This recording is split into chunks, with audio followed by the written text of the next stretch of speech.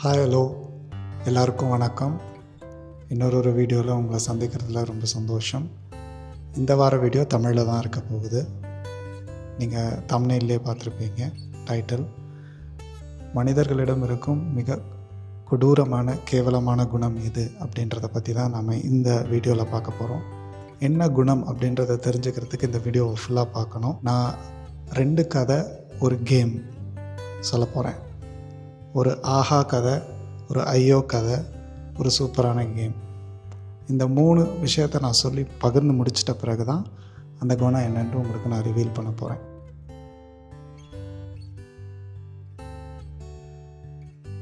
முதல்ல ஆஹா கதை.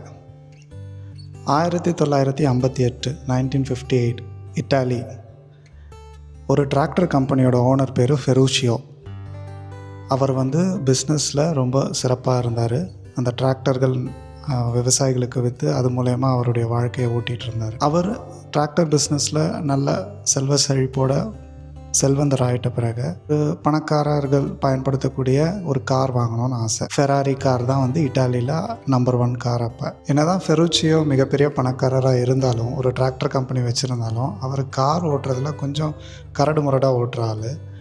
அவர் அந்த கிளச்சை அதிகமாக பயன்படுத்தி பேர்ன் பண்ணிட்டார், எரிச்சிட்டார். அப்போது மொதல் கார் வாங்கினார், 2வது கார் வாங்கினார், 3வது கார் வாங்கினார், அப்புறம் 4வது காரும் வாங்கினார். இதே பிரச்சனை தான் அவர் பண்ணிக்கிட்டே இருந்தார். சரி, அவர் தான் ஒரு டிராக்டர் கம்பெனி வச்சுருக்காரு இல்லையா, அவருடைய ஹெட் மெக்கானிக், அவரோட கம்பெனியில் வேலை செய்கிறவரை கூப்பிட்டு, தம்பி இதில் என்ன பிரச்சனைன்னு பாரு, எனக்கு ஓட்ட தெரியலையா இல்லை வண்டியில் பிரச்சனையா அப்படின்ட்டு செக் பண்ண சொன்னார். அந்த தம்பியும் செக் பண்ணி பார்த்துட்டு முதலாளிகிட்ட சொல்லியிருக்காரு, இந்த ஃபெராரி கார் கம்பெனி நம்ம டிராக்டரில் நாம் என்ன கிளச்சு யூஸ் பண்ணுவோமோ அதே தான் யூஸ் பண்ணியிருக்காங்க. யூஸ் பண்ணிவிட்டு 100 மடங்கு அதிகமாக லக்ஸுரி கார் அப்படின்னு சொல்லி நம்ம விற்று நம்மளை ஏமாற்றிட்டாங்க முதலாளி அப்படின்னு சொன்னார். உடனே ஃபெருஷியோவுக்கு ரொம்ப கோபம் வந்துடுச்சு. என்ன ஏமாற்றிட்டானே அப்படின்னு சொல்லிட்டு நேராக போனார் ஃபெராரி கார் கம்பெனி. அங்கே போய் ஓனர் ஃபெராரியவே பார்த்தாரு. என்சோ ஃபெராரி, அதுதான் அந்த கார் கம்பெனியோட ஓனர் பேர். அவர்கிட்ட போய், நீ இந்த மாதிரி ஃப்ராடுத்தனம் பண்ணிகிட்ருக்கே, என் டிராக்டரில் நான் யூஸ் பண்ணுற கிளச்சை தானே நீ யூஸ் பண்ணிக்கிட்டு இருக்க அப்படின்ட்டு கோபமாக கேட்குறாரு. இதுதான் நீ வியாபாரம் பண்ணுறதா? உடனே என்சோ ஃபெராரி, யார் நீ என்னை எதுக்கு கேள்வி கேட்குற? நீ ஒரு விவசாயி, ஒரு டிராக்டர் கம்பெனி வச்சுருக்க, உனக்கெல்லாம் எதுக்கு என்னுடைய கார் அப்படின்னு சொல்லி அசிங்கப்படுத்தி அனுப்பிடுறாரு. உடனே ஃபெருஷியோ அவர்களுக்கு வந்தது ஒரு கோபம், ஒரு மன வைராக்கியம். அதுக்கப்புறம் அவருக்கு ஏற்பட்ட ஒரு மிக முக்கியமான மாற்றம் அந்த குணத்தினால ஏற்பட்ட பிறகு, நீ என்னை அசிங்கப்படுத்துறது, இப்போ பார் அப்படின்னு சொல்லிட்டு அவரும் போய் அவருடைய கம்பெனியில் இவருக்கு போட்டியாக ஒரு கார் கம்பெனியை தொடங்கினார். ரொம்ப சக்ஸஸ்ஃபுல்லாக இன்னி வரைக்கும் ஓடிக்கிட்டு இருக்க அந்த கார் கம்பெனி பேர் தான் லம்போர்கினி. ஃபெருஷியோட முழு பெயர் ஃபெருஷியோ லம்போர்கினி. இன்றைக்கி ஃபெராரியும் லம்போர்கினியும் கோல் வச்சது. லம்போர்கினி ஒருபடி அதிகமாகவே இன்றைக்கி கொண்டாடப்படுது. எந்த குணத்தினால இவருக்கு இந்த ஒரு வெறி அவருக்கு போட்டியாக, என்னை அசிங்கப்படுத்தினவருக்கு போட்டியாக அவர் இந்த கார் கம்பெனியை உருவாக்குனார் அப்படின்றத நம்ம பார்ப்போம். இதுதான் முதல் ஆஹா கதை. ஐயோ கதையை பற்றி பார்ப்போமா? ஒரு கணவன் மனைவி, அவங்களுக்கு ஒரு வயசில் ஒரு குழந்தை. மனைவி வேலையை முடிச்சுட்டு இரவு ரொம்ப நேரம் கழித்து வராங்க. கணவன் வீட்டுக்கு வந்துட்டார். மனைவிக்கு ரொம்ப டயர்டாக இருக்குது. சாப்பிட்டு குழந்தை தூங்கிட்டுருக்கு. கணவன் தூங்க வச்சுருந்துருக்காரு. போய் குழந்தைய பார்க்குறதுக்கு மனம் இல்லாமல், அவ்வளோ டயர்டு, குழந்தை தூங்கிட்டானா அப்படின்ட்டு கணவன்கிட்ட கேட்குறாங்க. தூங்கிட்டான உடனே இவங்களும் சாப்பிட்டுட்டு படுத்துடுறாங்க. காலையில் போய் பார்த்துக்கலாம் அப்படின்ட்டு. மறுநாள் காலையில் போய் பார்த்தா குழந்தை இறந்து கிடந்தது. என்னடா ஆச்சு அப்படின்ட்டு இவங்க ஹாஸ்பிட்டலுக்கு தூக்கிட்டு ஓடும்பொழுது doctors sudden infant death syndrome, எந்த ஒரு காரணமும் இல்லாமல் குழந்தை திடீர்னு இறந்துரும் அப்படின்னு சொல்லி அந்த வழக்கை முடிச்சிடுறாங்க. இவங்களுக்கு ஒரே குழப்பமாக இருக்குது, என்ன ஆச்சு, எப்படி குழந்தை திடீர்னு இறந்துரும் அப்படின்ட்டு. குழந்தைக்கு அந்த ஈமச்சடங்கெல்லாம் செஞ்சிட்ருக்கும் பொழுது தன்னுடைய கணவன் அந்த மனைவியை ஒரு ஓரமாக கூட்டிகிட்டு போய், குழந்தை தானாக சாகலை, நான் என்ன பண்ணேன்னா முந்தின நாள் ராத்திரி குழந்தையோடைய தலையை சுற்றி ஒரு செலஃபன் டேப்பு நல்லா போட்டு சுற்றிட்டேன். சுற்றிட்டு நான் பாட்டுக்கும் சிகரெட்டு பிடிச்சிட்டு சாமான்லாம் துலக்கிட்டு ஒரு வாக் போயிட்டு அதுக்கப்புறம் வந்து பார்த்தேன். குழந்தைக்கு மூச்சு இல்லை, இறந்து போயிட்டு இருந்தது. குழந்தைய வந்து திருப்பி குப்புற கவுத்து நான் படுக்க வச்சுட்டேன். அதுக்கப்புறம் நானும் வந்து படுத்துட்டேன் அப்படின்னு சொல்கிறான். மனைவியால் இது தாங்கவே முடியல. ஒரு பேரிடியாக இருக்குது. அடப்பாவி கொலைகாரன்னு சொல்லி அவனுக்கு வந்து கோர்ட்டில் கேஸ் போடுறாங்க. அவனுக்கு வந்து ஆயுள் தண்டனை கொடுத்துட்றாங்க 80 வருஷத்துக்கு. அவன்கிட்ட கேட்குறாங்க, நீ ஏன் இப்படி பண்ண அப்படின்ட்டு கேட்கும் பொழுது அவன் சொல்கிறான், நாங்கள் 2 பேரும் வந்து காதல் திருமணம் தான் பண்ணிக்கிட்டோம். 3 வருஷத்துக்கு முன்னாடி தான் எங்களுடைய காதல் மலர்ந்தது. அந்த காதல் பண்ணிகிட்ருக்கும் பொழுது என்னுடைய மனைவி வந்து என்ன சொன்னான்னா, ஏதோ ஒரு டூருக்கு போகணுன்னு சொன்னான். கப்பலில் வந்து ட்ரிப் போனோம் அப்படின்னு சொன்னான். அவன் சரி போயிட்டு வான்னு நானும் சொன்னேன். அவளும் வந்து டூருக்கு போயிட்டா. டூருக்கு அவள் போன நேரத்தில் வந்து எங்கள் அப்பா வந்து தவறிட்டார். அதனால் நான் ஃபோன் போட்டு அவளை வர சொன்னேன். அவள் வர முடியாது, நான் டூரில் இருக்கேன் அப்படின்னு சொல்லிட்டா. எனக்கு மனசு ரொம்ப வருத்தமாக போச்சு. அதை வந்து நான் எப்படி வந்து அந்த கோவத்தை வந்து இவக்கிட்ட வெளிக்காட்டுறதுன்னு எனக்கு தெரியலை. அதனால் என்ன பண்ணேன்னா, இவளை ஆசை காட்டி கல்யாணம் பண்ணி முடித்த பிறகு அந்த குழந்தை பிறந்த பிறகு அந்த குழந்தைய வந்து கொன்று இவளுக்கு அதை வந்து ஒரு பரிசாக கொடுக்கணும் அப்படின்னு நான் நினச்சேன். அதனால தான் நான் இதை பண்ணேன் அப்படின்னு அவர் சொல்கிறாரு. இப்படிப்பட்ட ஒரு ஸ்டோரியை கேட்ட உடனே எல்லாருக்கும் ஷாக்.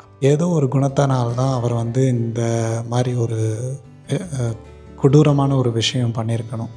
அது என்ன குணம் அப்படின்றத நம்ம பார்ப்போம். ஒரு கேம் அப்படின்னு சொன்னோம் இல்லையா, அந்த கேம் என்னன்னு பார்ப்போம். அதோட ரூல்ஸ் அண்ட் ரெகுலேஷன்ஸ் என்னன்னு சொல்லிடுறேன்.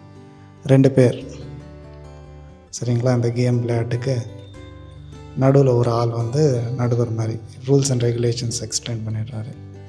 என்ன ரூல்ஸ் அப்படின்னு பார்த்தீங்கன்னா, இந்த நடுவர் வந்து இந்த 2 பேரில் ஒருத்தர்கிட்ட கொஞ்சம் காசு கொடுத்துருவார். நம்ம வந்து 100 ரூபாய் கொடுத்துருக்காருன்னு வச்சுப்போமே. இப்போ வந்து அந்த முதல் ஆள்கிட்ட வந்து அவர் சொல்கிறார், முதல் ஆள்கிட்ட நான் வந்து காசு கொடுத்துருக்கேன், அவர் எவ்வளோ விருப்பப்படுறாரோ அவர் வந்து உனக்கு காசு கொடுப்பார். 100 ரூபாயில் அவர் 10 ரூபாவும் கொடுக்கலாம், 90 ரூபாவும் கொடுக்கலாம், 50 ரூபாவும் கொடுக்கலாம். இதை சொல்லலை, அவங்களுடைய இதுக்காக சொல்கிறேன் எவ்வளோ காசு கொடுப்பாருன்ட்டு. ஜென்ரல் ரூல்ஸ் என்ன சொல்லியிருக்காருன்னா, இவ்வளோ வேணால் காசு கொடுப்பாரு, நீ வாங்கிக்கிட்ட அப்படின்னா அந்த காசு உனக்கு சொந்தம், மிச்சம் இருக்கிற காசு இந்த நபருக்கு சொந்தம். நீ வேண்டாம் அப்படின்னு சொல்லிட்டேன்னா 2 பேருக்குமே காசு கிடையாது அப்படின்றாரு. சரி ஓகே அப்படின்னு சொல்லி எல்லோரும் கேமுக்கு போகிறாங்க.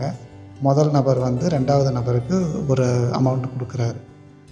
இந்த மாதிரி வந்து இந்த கேமை வந்து ஒரு எக்ஸ்பெரிமெண்ட்டாகவே கண்டக்ட் பண்ணியிருக்காங்க. நிறைய மனிதர்கள்கிட்ட இந்த மாதிரி கண்டக்ட் பண்ணும் பொழுது என்ன பண்ணியிருக்காங்க அப்படின்னு பார்த்தீங்கன்னா, நிறைய பேர் வேண்டான்னு சொல்லியிருக்காங்க. நீயும் வந்து அனுபவிக்கக்கூடாது, நானும் அனுபவிக்கக்கூடாது அப்படின்ட்டு. இதே வந்து விலங்கினமான ஒரு சிம்பன்சி கிட்ட இந்த மாதிரி ஒன்று ட்ரை பண்ணியிருக்கும்போது அதுங்க வந்து நம்மளை விட அதிகமான மூளையாற்றலும் இன்டெலிஜென்ஸும் இருக்கிற ஒரு விலங்கு. தன்னுடைய எதிரில் இருக்கிறவர்கிட்ட 10 வாழைப்பழத்தில் அது 2 வாழைப்பழம் எடுத்து கொடுத்தாலும் அந்த 2 வாழைப்பழத்தை வாங்கிட்டு சந்தோஷமாக சாப்பிட்டு போயிடும். ஆனால் மனிதர்கள் அப்படி இல்லை. ஏதோ ஒரு எண்ணம் அவங்க பின்னாடி அது இருக்குது.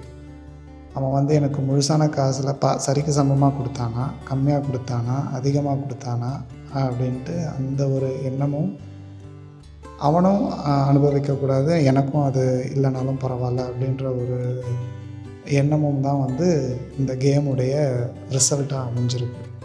நீங்கள் அந்த கேமை ட்ரை பண்ணி பாருங்கள். உங்களுக்கு தெரிஞ்ச ஆட்களோட அவங்க வந்து அந்த காசை எடுத்துக்கிறாங்களா இல்லை காசை வேண்டான்னு சொல்கிறாங்களா அப்படின்றது உங்களுக்கு தெரியும். இந்த கேம் பேர் வந்து அல்டிமேட்டம் அப்படின்னு சொல்லுவாங்க. அல்டிமேட்டம் கேம் அப்படின்வாங்க. இந்த அல்டிமேட்டம் கேமுக்கு தமிழில் வந்து அல்டிமேட்டம்ன்ற வார்த்தைக்கான தமிழ் அர்த்தம் வந்து இறுதி எச்சரிக்கை. இங்கே அவங்களுக்கு கொடுக்கப்பட்டிருக்க இறுதி எச்சரிக்கைன்னு சொல்ல முடியாது, இறுதி விதி அப்படின்னு சொல்லலாம். இதுதான் உன் தலை விதி.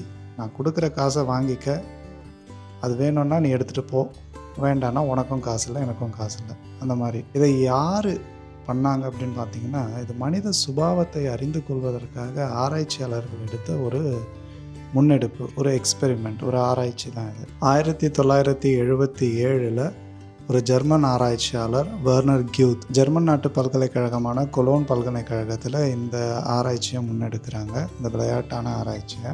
இந்த கேமில் வெளிப்படுற மிக முக்கியமான குணம், இந்த 3 கதைகள், 2 கதைகளும் இந்த கேமும் நான் சொன்னேன் இல்லையா, என்ன குணம் அப்படின்னு பார்த்தீங்கன்னா வஞ்சம் தான் இருக்கிறதுலே ரொம்ப கொடூரமான அருவருப்பான ஒரு குணம் மனிதர்களுக்கு.